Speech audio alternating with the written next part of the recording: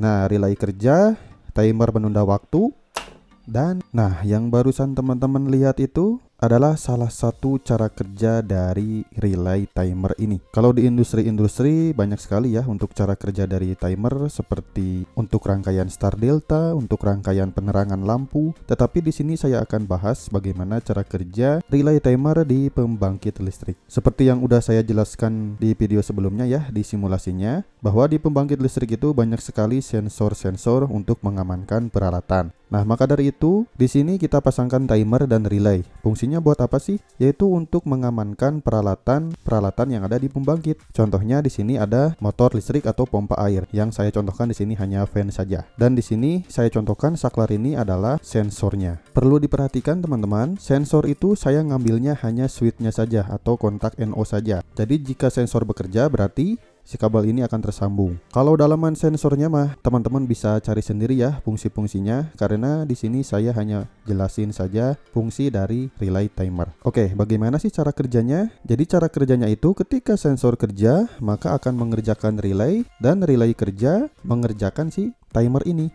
Setelah beberapa detik kemudian, timer ini akan mematikan si kontaktor ini dan otomatis mengamankan si pompa air ini. Oke, saya akan langsung praktikkan saja bagaimana cara kerjanya. Di sini saya akan on-kan dulu untuk MCB-nya. Lihat, kita on-kan. Nah, ketika di-on-kan, di sini lampu merahnya menyala menandakan motornya lagi standby ya. Oke, akan saya coba start dulu untuk pompa airnya. Di sini lihat, kita tekan push button start.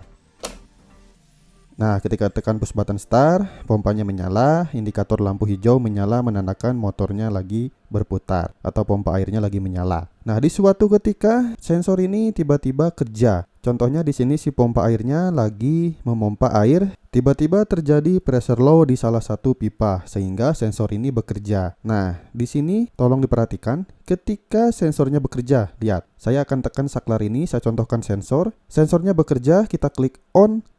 Nah, relaynya kerja, relay timer kerja selama 5 detik, lalu mematikan si kontaktor ini atau mengamankan si pompa air ini supaya tidak terus running karena pressernya low. Selama indikasi pressure low-nya masih menyala, si pompa air ini tidak akan bisa di start. Kita buktikan, kita start pun tidak akan bisa karena indikasi pressure low-nya masih menyala.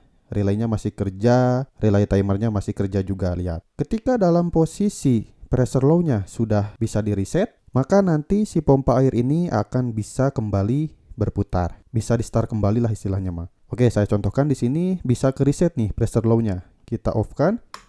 Nah, lihat, relay off, relay timer juga off. Karena dipasangnya di NC si coilnya, maka nanti si pompa air ini bisa di start kembali. Lihat, saya akan start kembali. 3, 2, 1. Nah, bisa di start kembali teman-teman karena relaynya tidak kerja, timer tidak kerja, sensornya kembali normal.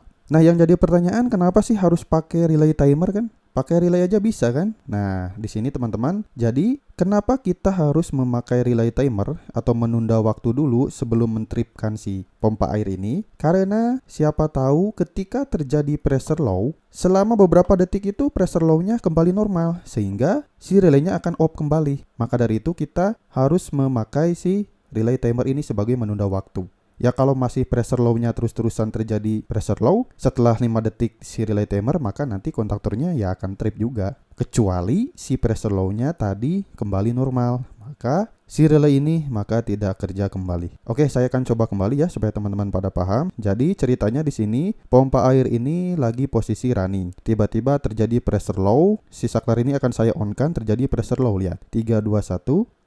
Nah, relay kerja, timer menunda waktu, dan kontaktornya trip sehingga pompa airnya mati menandakan pressernya lagi low, mengamankan seluruh rangkaian ini atau mengamankan pompa air ini. Jadi fungsi relay timer ini nanti untuk menunda waktu ya, menunda waktu untuk tripnya si pompa air, dan fungsi relay ini nanti bisa kita gunakan untuk indikasi alarm di komputer atau di DCIS lah. Itu bahasa-bahasa orang teknik ya, jadi saya juga agak bingung untuk jelasinnya. Yang jelasnya mah fungsi dari relay ini biasanya untuk sebagai indikasi alarm atau indikasi apakah sudah terreset atau belum. Jadi segitu teman-teman, mudah-mudahan bermanfaat. Terima kasih, ditunggu untuk video saya yang selanjutnya.